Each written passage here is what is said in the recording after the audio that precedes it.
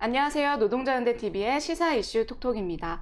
시사 이슈 톡톡은 다양한 시사 이슈 문제를 어떻게 봐야 하는지 팩트부터 배경 그리고 운동 내 논쟁점까지 좌파적 관점에서 살펴봅니다.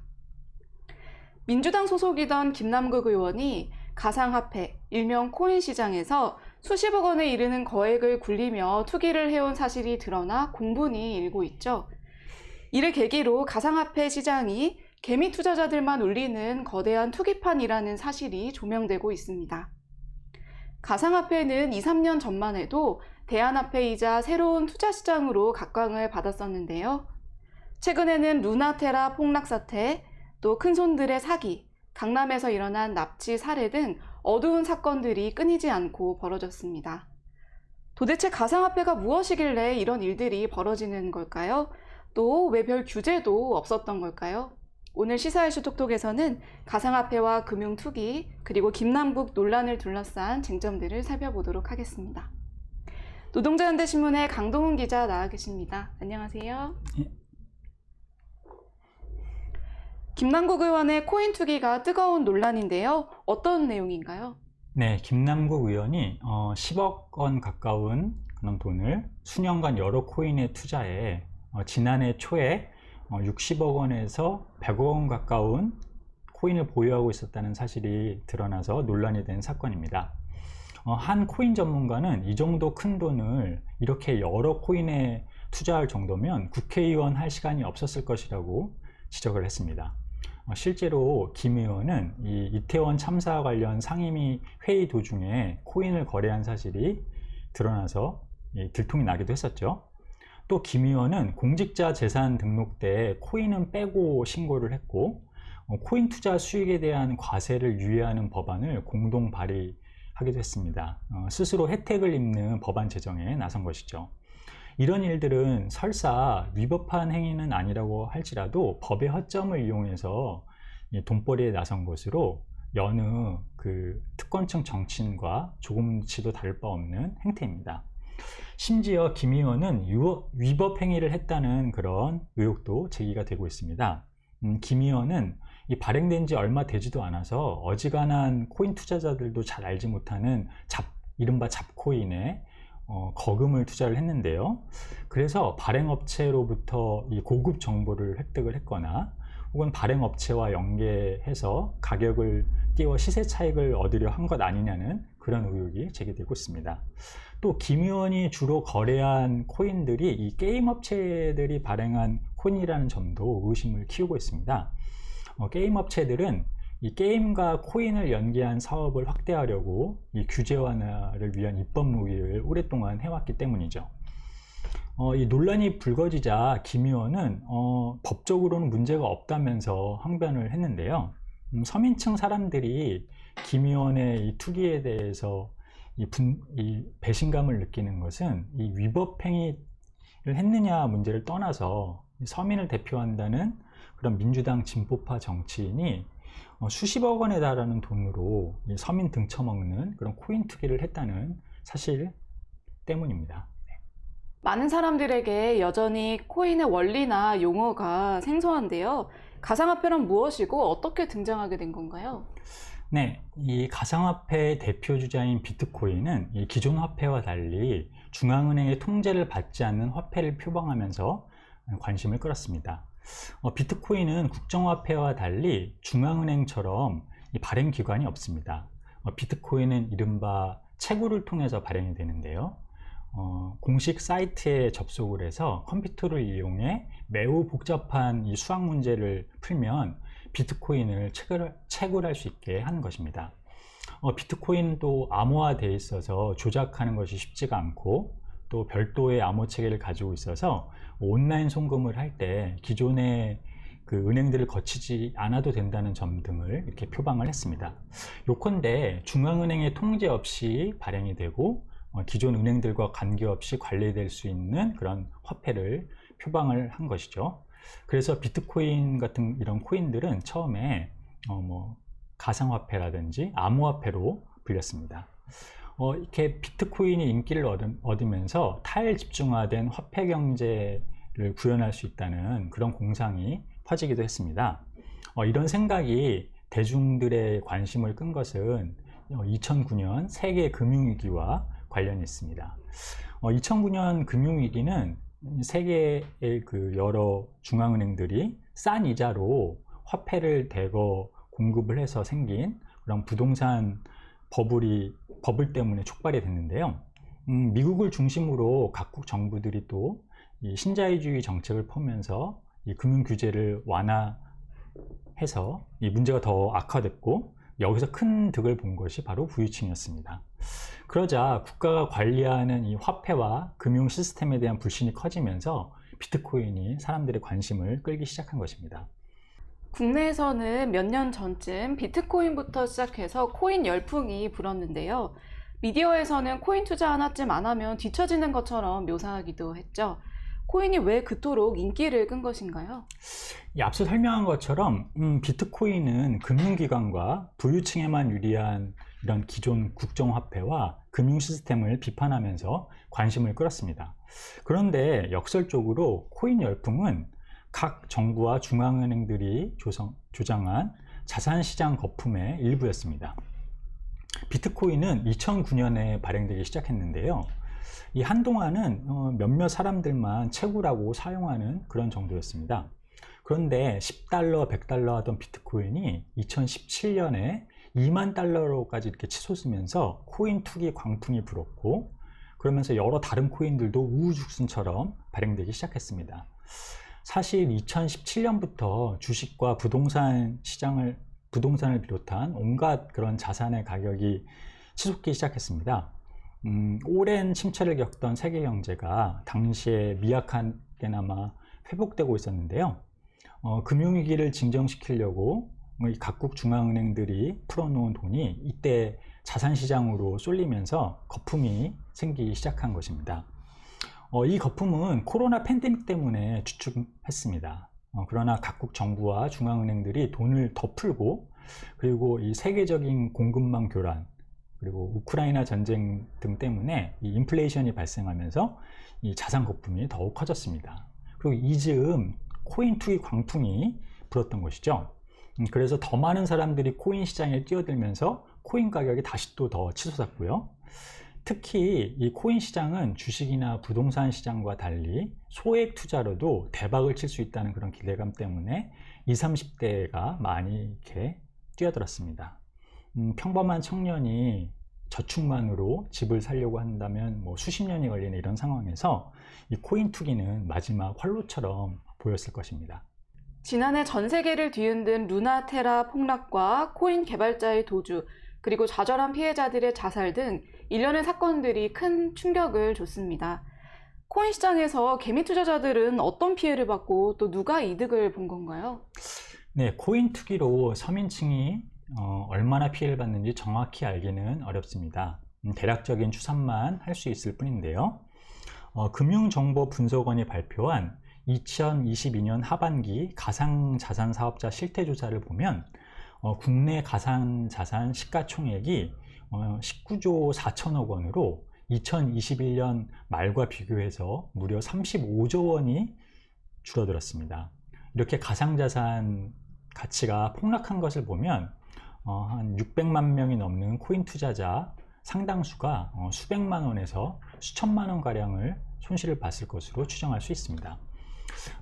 게다가 코인 가격이 급등하면서 온갖 사기 행각이 횡행했는데요. 지난 5년간 우리나라에서 이 가상자산 범죄로 인한 피해액이 4조 7천억 원에 이르는데, 실제 사기 피해액은 이것보다 훨씬 더 클 것입니다. 그럼 누가 코인 시장에서 큰 돈을 벌었을까요? 바로 코인 발행 업체들과 코인 발행 초기에 큰 돈을 투자해 가격을 띄운 쿤선들이었습니다. 예를 들어서 김남국 의원이 투자해서 큰 돈을 벌었다는 위믹스 코인을 살펴보죠. 위믹스 코인은 위메이드라는 게임 업체가 발행한 코인인데요. 게임과 연계한 코인이라는 명목으로 발행 초기에 가격이 크게 뛰었습니다. 그런데 위메이드는 위믹스 코인 약 1억 개를 사전 예고도 없이 매각을 해서 2,200억 원 가까운 수익을 냈습니다. 반면에 이 매각으로 이 위믹스 코인이 크게 하락하면서 많은 투자자들이 큰 손해를 봤죠. 또 말씀하신 이 루나 코인 폭락 사태로 전 세계적으로 51조 원이 증발하면서 많은 사람들이 큰 손해를 봤는데요. 그런데 이 뉴욕 타임스 보도를 보면은 초기에 거금을 투자해서 루나 코인의 가격을 띄웠던 이 헤지펀드 판테라 캐피탈이 보유한 루나 코인을 서서히 팔아치워서 투자금의 10배인 1억 7천만 달러, 우리나라 돈으로 약 2천억 원 가까운 그런 돈을 벌어들였다고 합니다. 이처럼 코인 시장은 큰 손들이 이 가격을 띄우면서 서민층을 끌어들인 다음 코인을 매각해서 시세 차익을 거두고 손을 털고 나가는 그런 구조였던 것입니다. 코인은 기존 금융투자와는 어떤 공통점과 차이점이 있나요? 또 왜 코인 시장은 이렇게 사기가 난무하는 그런 곳이 되었나요? 물론 이 투기와 사기가 코인 시장에서만 벌어진 것은 아닙니다. 최근에 터진 주가 조작 사건이나 그리고 갭 투자를 활용한 그 전세 사기 사건 등은 이 주식과 부동산 시장에서도 온갖 사기 행태가 횡행하고 있음을 보여줬습니다. 특히 자산 가격이 급등하면서 거품이 끼는 시기에 이런 사기가 흔히 벌어지고, 그리고 거품이 꺼질 때 이런 사기 행각들이 대거 드러나곤 합니다. 코인 사기 수법도 뭐 시세 조종이라든지 불법 상장, 다단계 사기처럼 새로울 게 없습니다. 금융가에서 흔히 쓰이던 수법들이 변형돼서 이렇게 나타납니다. 그런데 그럼에도 이 코인 시장에서 이 사기 행각이 더 극단적으로 나타나는 것은 또 사실인데요. 이 코인으로 얻을 수 있는 수익이라는 것이 오로지 시세 차익 뿐이기 때문입니다. 주식은 궁극적으로는 기업의 이윤에 근거를 하고, 그 다음에 채권은 이자 지불에 대한 청구권을 소유하는 것입니다. 그런데 이 코인은 이런 자산들과도 또 달라서 내재 가치가 없는 자산입니다. 코인의 값어치는 나중에 다른 사람이 쳐줄 값어치를 따름일 뿐입니다. 코인 발행업체들은 온갖 미사역으로 이렇게 치장된 사업 설명서를 통해서 자신들이 발행한 코인이 광범하게 유통될 수가 있고, 또 가격이 안정적이라고 주장을 합니다. 하지만 다른 누군가가 그 코인을 사주지 않는 한 그 코인 구입으로 이득을 볼 수는 없는 것이죠. 그래서 앞서 살펴본 것처럼 코인 발행 업체들이나 이 코인 발행 초기에 큰 돈을 투자해서 가격을 띄운 큰 손들만 이득을 보는 구조인 것입니다. 이런 코인의 위험성은 코인이 처음 등장했을 때부터 제기가 됐습니다. 그리고 이 몇 차례 코인 투기 광풍이 거듭되면서 이 우려의 목소리는 점점 커져왔습니다. 말씀하신 것처럼 코인 투기 광풍에 대한 우려가 있었던 만큼 정부의 규제가 필요했을 것 같은데요. 왜 실질적인 규제는 없었던 건가요? 네, 2017년에 코인 투기 광풍이 일자 당시 문재인 정부의 그 일부 관리들은 우려의 목소리를 내기도 했습니다. 2018년 박상기 당시 법무부 장관은 가상화폐 거래소 폐쇄가 목표라고 말을 했었고요. 또 2021년 은성수 당시 금융위원장은 암호화폐는 투기성이 강한 내재 가치가 없는 가상자산이라고 이렇게 또 비판의 목소리를 냈습니다. 그러나 그들도 실질적인 규제에는 나서지 않았는데요. 민주당과 국민의힘 할 것 없이 이 정치인들이 코인 시장 규제에 반대하는 목소리를 높였기 때문입니다. 예를 들어서 당시 이광재 그 민주당 의원은 암호화폐 시장이 위험하니 막겠다는 그런 접근은 시대착오적이라고 말을 했었고요. 또 하태경 국민의힘 의원은 4차 산업혁명 투자자들을 범죄자로 만들고 있다고 또 이런 말을 했었습니다. 이외에도 뭐 민주당 노웅래, 박영선, 김상조, 박용진 같은 그런 정치인들과 또 국민의힘 유승민, 장제원, 홍준표, 원희룡, 김혜은, 안철수 같은 이런 정치인들이 이 코인 규제를 비판을 했습니다. 주류 양당 정치인 상당수가 이렇게 코인 규제에 반대한 것은 코인 투자 시장이라고 하는 신산업을 포기할 수 없다는 그런 생각 때문이었습니다. 이런 흐름은 양당의 대선 공약으로도 이어졌는데요. 이재명과 이 윤석열의 공약은 세부적인 부분에선 차이가 있지만 결국 가상자산을 제도권으로 편입을 시켜서 사업 기회를 더 늘리겠다는 그런 내용이었습니다. 이처럼 주류 양당이 투기 우려와 뭐 코인 시장 육성 사이에서 갈팡질팡 하는 사이에 하면서 이 규제 대책을 제대로 내놓지 않는 사이에 서민들이 투기판에서 큰 피해를 보게 된 것입니다. 김남국 의원과 그 지지자들은 김 의원이 투기를 한 것이 아니라 합법적 투자를 했다라고 또 정당하다라고 이야기를 하는데요. 그런가요? 많은 사람들이 투자와 투기를 구분을 해서 얘기를 하곤 하지만 현실에서는 그 차이는 매우 모호합니다. 투자든 투기든 대부분 시세 차익을 노리고 하는 것이죠. 투자와 투기를 굳이 구분하자면 위험을 얼마나 감수할 태세가 되어 있느냐 정도의 차이입니다. 투기가 더 큰 위험을 감수하는 것이죠. 코인 투자는 이 리스크가 크니까 명백히 이 금융 투기입니다. 게다가 코인은 내재 가치가 없는 자산이어서 투기적 성격이 특히 강합니다. 누구나 한탕을 기대하고 코인 시장에 뛰어드는데 김남국 의원이라고 하지 말라는 법이 있느냐 하는 그런 반론이 나오는 것 같은데요. 김 의원 자신도 위법 행위는 없었다고 그렇게 강조를 하고 있고요. 그러나 열심히 일해도 미래를 기약할 수 없는 그런 좌절한 서민들이 푼돈을 모아서 코인을 사서 대박을 노리는 것과 진보를 자처하면서 국회의원에 당선해 놓고 거액을 굴리면서 재산 증식에 이렇게 몰두를 한 그런 행위가 같을 수는 없습니다. 코인 시장을 규제해서 서민 피해를 막는 데 힘을 써도 모자랄 판에 이렇게 서민들의 푼돈마저 앗아가는 그런 부도덕한 일을 한 것이죠. 김 의원이 청년들과 서민들의 대표를 자처했었기 때문에 그 위선에 그 서민들이 배신감을 느끼는 것은 너무나 당연하다고 할 수 있습니다. 그런데 진보 진영 일각에서는 김남국 사태는 검찰 작품이고 김남국 비판은 윤석열을 이롭게 할 뿐이라는 그런 주장도 있습니다. 김남국 논란 어떤 관점으로 봐야 될까요? 김 의원 코인 투기가 드러난 것이 검찰의 작품이든 아니든 그것은 중요하지 않습니다. 이 사건은 사법 쟁점이 아니라 계급 문제이자 계급 윤리 문제로 봐야 합니다. 진보파를 자처한 정치인이 서민을 울리는 투기 행위를 벌인 것이 비판을 받지 않는다면 정치와 운동에서 원칙, 대의명분, 그리고 도덕 같은 문제가 점점 더 중요하지 않게 다뤄질 것입니다.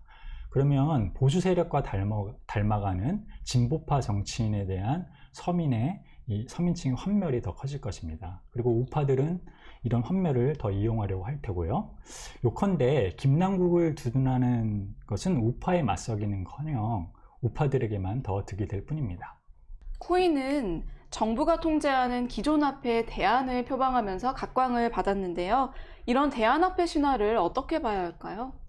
네, 여러 차례 이 코인 투기 광풍과 가격 급락을 경험했기 때문에 이제 사람들이 코인이 기존 화폐의 대안이 될 것이라는 그런 생각에 대해서 진지하게 받아들이지는 않을 것 같습니다. 그럼에도 화폐 제도를 바꿔서 사회를 개혁할 수 있다는 사상에 대해서는 살펴볼 필요가 있습니다. 이런 사상은 이미 마르크스 시대에도 유행을 했었는데요. 마르크스는 이를 날카롭게 비판을 했습니다. 자본주의는 일반화된 상품 생산 체제이기 때문에 전면적인 화폐 경제가 될 수밖에 없고 자본주의를 폐지하지 않으면 화폐의 온갖 악폐를 결코 없앨 수가 없다는 것입니다. 자본주의에서 핵심인 상품 교환이 매끄럽게 되려면 화폐가 안정적인 가치 척도의 구실을 할 수 있어야 합니다. 그러려면 반드시 자본주의 국가의 개입이 필요합니다. 자본주의 확립기에 이 근본위 제도가 확립될 때에도 자본주의 국가가 큰 구실을 했습니다. 흔히들 근본위 제도에서 화폐의 가치가 시장에 내맡겨진 것처럼 이렇게 생각을 하지만 그렇지 않습니다. 당시에도 중앙은행들은 통화량을 조절하며 화폐의 가치를 안정시키는 다양한 방법들을 구사를 했습니다. 따라서 비트코인 같은 이런 디지털 신기술을 통해서 화폐 제도를 개혁하면 자본주의를 혁명적으로 바꿀 수 있다는 이런 생각은 몽상일 뿐입니다. 금융은 흔히 투기판이 되고 그 여파가 경제 전체에 미쳐서 큰 혼란을 일으키기도 하는데요. 왜 이런 투기판이 벌어지게 되는 건가요?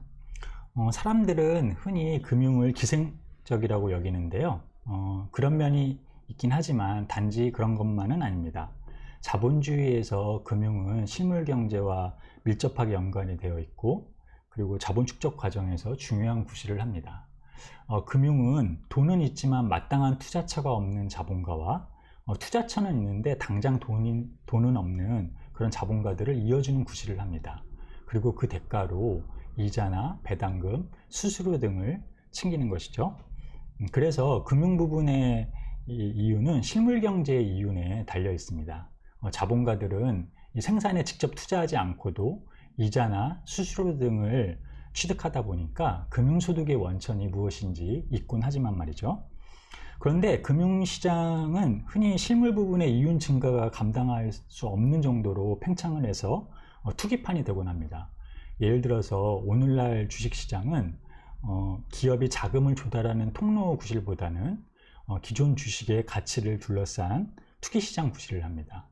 은행들도 이윤을 충분히 낼 만한 기업들의 대출을 해줄 곳이 없으면 훨씬 더 위험한 대출 상품에 눈을 돌리곤 합니다. 그래서 실물 부분의 이윤율이 정체하거나 심지어 감소하는 때에도 금융은 더 팽창할 수 있습니다. 금융투기에서 나오는 수익이 실물 부분의 투자보다 더 나아 보이기 때문에 돈이 자산시장으로 쏠리면서 자산 가격이 폭등하고 투기 거품이 생기는 것입니다. 특히 신자유주의 세계화 시대에 이 온갖 금융 규제가 완화되면서 이 금융 투기가 세계 곳곳으로 퍼지고 그 규모도 훨씬 커졌습니다. 자본가들은 투기를 가로막는 규제를 완화하라고 목소리를 높였고, 기업들의 이윤 보호를 우선하는 각국 정부가 앞다퉈서 규제 철폐에 나섰습니다. 심지어 서민 보호와 이 금융 규제를 주장했던 개혁주의 정당들도 집권한 후에는 자본가들의 압력에 굴복을 해서 금융 규제 완화에 나서기도 했습니다. 금융자본을 통제하면 경제위기를 막을 수 있다고 주장하는 사람들이 많은데요. 그럴 수 있을까요? 금융위기가 터지면 각국 정부들은 부랴부랴 금융 규제 강화 정책을 내놓곤 합니다. 그러나 이것은 오래 가지 못하는데요. 자본가들이 투기를 가로막는 규제를 철폐하라고 다시 목소리를 높이기 때문이죠. 2009년 금융위기 이후에 도입됐던 규제들은 얼마 못 가서 자본가들의 요구로 많이 완화가 됐습니다. 최근에 터진 미국의 은행 위기가 바로 이런 점들을 보여줬죠. 경제체제 전체를 불안정하게 만드는 금융투기와 사기의 만연은 단지 금융 부분만의 문제라거나 규제 부족 탓만은 아닙니다. 기업주들은 이윤을 쫓아서 어디에든 달려드는데 그 과정에서 벌어지는 이 무계획적인 경쟁이 금융 투기를 유발하고 서민들을 유혹을 해서 결국 고통에 빠뜨리는 것입니다. 서민 생활의 불안정을 더욱 키우는 금융 규제 완화에 우리는 당연히 반대해야 합니다. 하지만 그것으로는 충분하지가 않습니다.